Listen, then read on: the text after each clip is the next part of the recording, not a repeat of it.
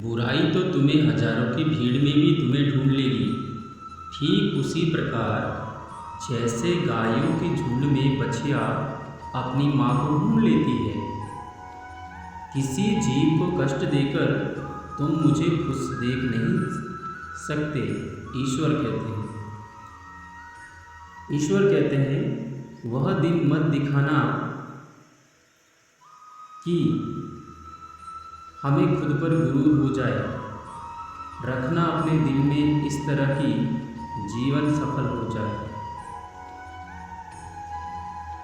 कृष्णा कहते हैं जो हुआ अच्छा हुआ, जो होगा वह भी अच्छा ही होगा।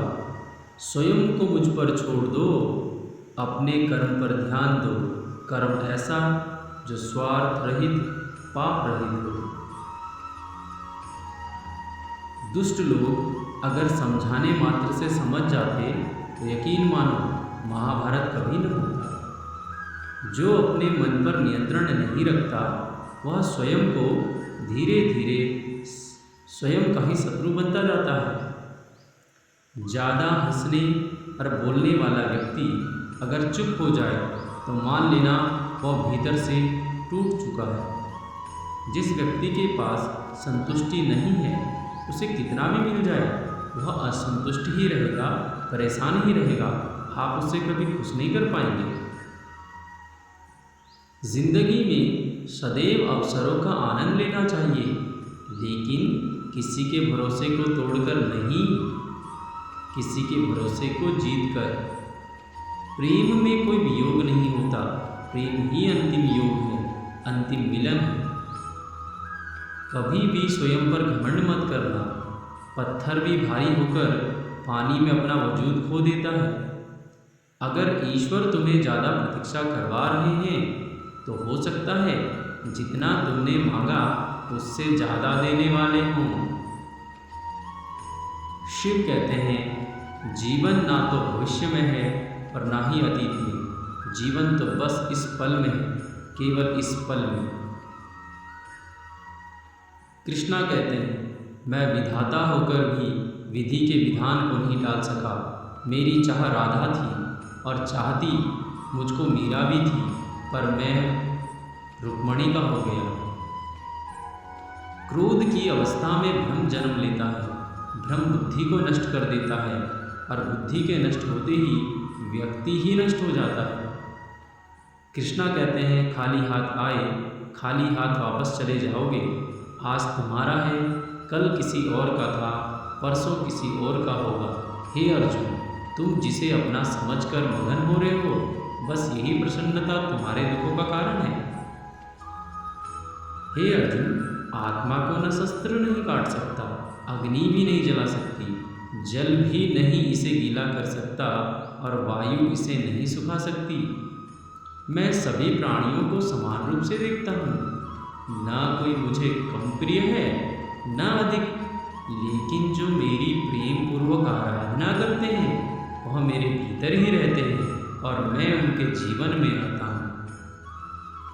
वह जो सभी इच्छाएं त्याग देता है, मैं और मेरा की लालसा तथा भावना से मुक्त हो जाता है, उसे शांति प्राप्त होती है और उसे मैं यानी ईश्वर प्राप्त होता है। मैं धरती की मधुर सुगंध हूँ, मैं अग्नि की ऊष्मा हूँ। सभी जीवित प्राणियों का जीवन और सन्यासियों का आत्मसंयम भी मैं ही हूँ। फल की अभिलाषा छोड़कर कर्म करने वाला पुरुष ही अपने जीवन को सफल बनाता है। हे अर्जुन, इस भौतिक जगत में जो व्यक्ति न तो सुख की प्राप्ति से हर्षित होता है और न अशुभ के प्राप्त होने पर उससे घृणा करता है, वह पूर्ण ज्ञान में स्थिर रहता है। कृष्णा कहते हैं जो अपने हिस्से का काम किए बिना ही भोजन पाते हैं वह चोर है।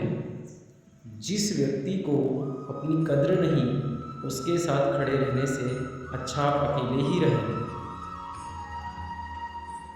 ईश्वर कहते हैं हद से ज़्यादा सीधा साधा होना भी ठीक नहीं, क्योंकि जंगल में सबसे पहले सीधे पेड़ों को ही काटा जाता है। दिव्यता केवल शक्तिशाली होने में नहीं बल्कि वास्तविक दिव्यता दूसरों में शक्ति जागृत करने में है। अर्थात यदि आप शक्तिशाली हैं और शक्ति का प्रयोग स्वयं के लिए कर रहे हैं तो शक्ति का कोई महत्व नहीं। लेकिन अगर उस शक्ति का प्रयोग आप दूसरों की रक्षा करने के लिए और दूसरों को ऊपर उठाने के लिए, उन्नति की ओर ले जाने के लिए कर रहे हैं, तो ही आपकी दिव्यता और आपकी शक्ति की महत्ता है। जिंदगी के इस रण में खुद ही कृष्ण, खुद ही अर्जुन बनना पड़ता है।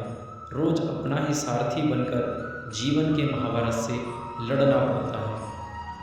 अच्छी किस्मत के लोग थोड़ा भी बुरा होने पर भगवान को कोसते हैं और बुरी किस्मत के लोग थोड़ा भी अच्छा होने पर भगवान का स्मरण धन्यवाद करते हैं। जन्म लेने वाले के लिए मृत्यु उतनी ही निश्चित है जितना कि मृत होने वाले के लिए जन्म लेना। इसीलिए हे अर्जुन, जो अपरिहार्य है उस पर शोक मत करो। मुंह से माफ करने में किसी को वक्त नहीं लगता, पर दिल से माफ करने में सारी उम्र बीत जाती है। जब आप प्रभु के साथ जुड़ जाओगे तो आपकी परीक्षा आरंभ हो जाएगी। कुछ लोग इसे दुख समझते हैं तो कुछ लोग प्रभु की कृपा। ये तो अपनी अपनी सोच है।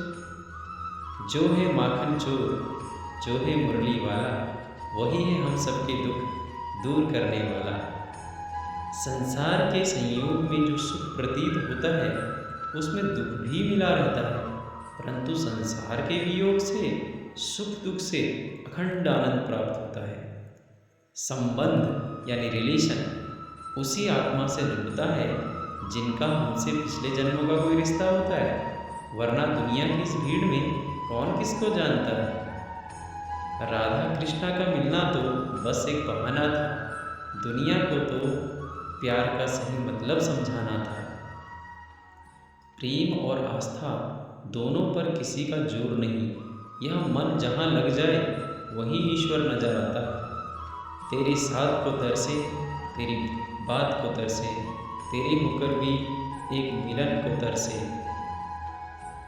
प्रहलाद जैसा विश्वास होना चाहिए, भीरनी जैसी आस हो, द्रौपदी जैसी पुकार हो और मीरा जैसा इंतजार हो, तो श्री कृष्णा को आना ही पड़ता है।